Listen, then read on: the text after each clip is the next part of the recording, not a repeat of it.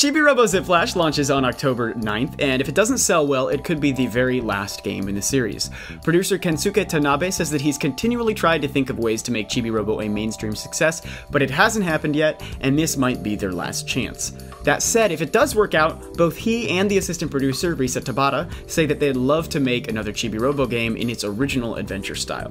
Yeah, this franchise has never even come close to having a game sell 1 million copies, I don't think.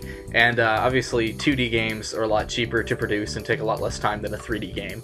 So, well, I mean, it'll have 3D effects, but obviously it's not a full 3D Chibi-Robo adventure game. So this is kind of like a low-cost investment for them. You know, they don't have to attract as many players to turn a profit as they would if they released a full game. But I don't. If this is the last-ditch effort to save the franchise, I don't know if it's going to work because they haven't really done anything to make this game stand out. Well, yeah, what they've done is they've taken this really unique, appealing game with a niche but dedicated audience and stripped it of everything that made it interesting and unique and different from anything else that they offer. Nintendo's got a ton of 2D platformers. They don't need another that's not going to make this sell, because people are just going to buy Kirby or Mario or Donkey Kong 3D over Chibi-Robo. We've got plenty of better platformers that have already been out for a while and already been established on this system. Right, and it doesn't have the name recognition of, you know, any of those other franchises. Exactly. So both in terms of its recognition and just depth to the game, you know, it feels more like an indie title than, you know, a first party. Well, actually, Chibi-Robo, that's not first party, is it? It's second party. Okay. But it doesn't really feel like a Nintendo game. Really.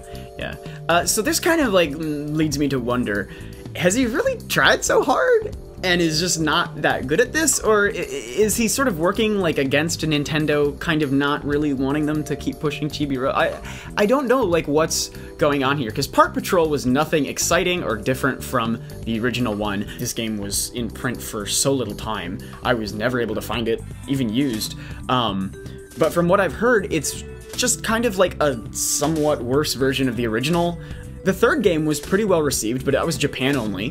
The Wii's new Play Control version of the original game, which, again, great game, was Japan only. Photo Finder was obviously a super low-budget experiment that nobody really could have wanted. I've never heard of anyone who heard of that game and said, this is exactly what I was waiting for. And then, of course, Ziplash, you know, this 2D platformer. And it's obviously made, again, with a low budget. So even if it turns out great, there's no convincing reason for people to buy Ziplash over any of those other platformers. I mean, the Amiibo's a great move, and hopefully that is gonna reap Ziplash some decent sales. But if Nintendo keeps giving these guys so little chance, so little budget to make Chibi-Robo a hit, then they need to be a lot more thoughtful and a lot more creative with these low-budget games. Because right now, to be perfectly blunt, they're just not as fun as they need to be to keep the series alive. Yeah, I mean, my question is, if you really thought that the series was in trouble, why not try revitalizing the original style? I mean, it seems like being an IP that sort of really only got its chance to soar on the GameCube, it never really got a proper life in the first place.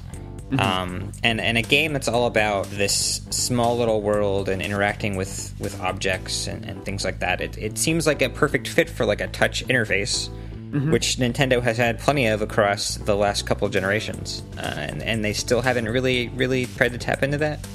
I don't know. Yeah.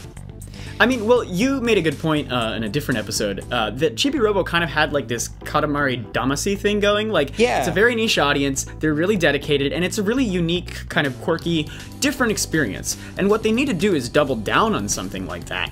Yes, revitalize the adventure franchise, iterate on what made that great and make it much better, make it more appealing to the mainstream, but double down on that. Nail the audience down and hit it hard. You know, you don't just keep giving this thing an identity crisis and hope it works out at some point. You know, actually give it that dedicated, focused push that it needs. Whereas instead, they're stripping away all those gameplay mechanics that made it great. In Ziplash, everything you interact with is your size anyway, and it's not even mundane household objects, so you can't even really tell that Chibi-Robo is tiny, which ruins the whole point of the character in the first place. Right. Nintendo has this sort of strange faith in their characters, which leads them to create games for those characters that are really inappropriate for the franchise that they came from. they did this with Zelda, I feel. They took a open world adventure game and they've made a bunch of really strange spin-offs that really don't have anything to do with open world adventure. Tingle's Rosy Rupee Land was pretty good. Well, I'm looking at like Link's crossbow training. I know. You know, even the way they've tackled dungeons, even Triforce Heroes. In Triforce Heroes, right? It's not. There's nothing. I mean, it technically is an adventure game. You're gonna explore dungeons. It plays kind of like a Zelda game, except for it strips out the big defining feature of Zelda, which is like the overworld. Mm-hmm. So the way that they approach kind of doing interesting things with their characters has fallen flat a lot, I feel. And this is just a really, really, really startling or stark example. Yeah, I mean, it sucks so bad, too, because Chibi-Robo is such this great, cute character. You know, huge... if they really gave this series the chance that it deserves, I think it could be a huge hit, especially with the more sort of casual audience. But they're just not doing that. They're not funding it, they're not publicizing it. Ziplash is the one that they seem to be pushing from a marketing standpoint, but this is, I dare to say, the one that they should push the least. Yeah. And then you look at what they're doing with a series like Pikmin, where it really hasn't been a strong seller either, but they've at least been really consistent with it. Yeah, for sure. And it's even got sort of a similar flavor. Yeah. So I just small and, but you know, that's not to speak ill of Ziplash necessarily. I've actually heard, you know, some people on Twitter saying like this is actually really, you know, really fun, charming. I enjoy it. But it's you know, just not whether or not that's right? true, it's not Chibi-Robo, and it's not, even if it's fun and enjoyable, it's just not, that's not what it needs to be. It needs to be unique and great and marketable and appealing. And it may find a few happy customers, but it's just not what it needs to be to stand with the rest of Nintendo stuff. Right. The Nintendo brand really should be at its best. Not just games that are different, and not just games that have Nintendo characters, but games that are heads and shoulders above everything else in their category. And the original was. Right. That's exactly what hurt so bad.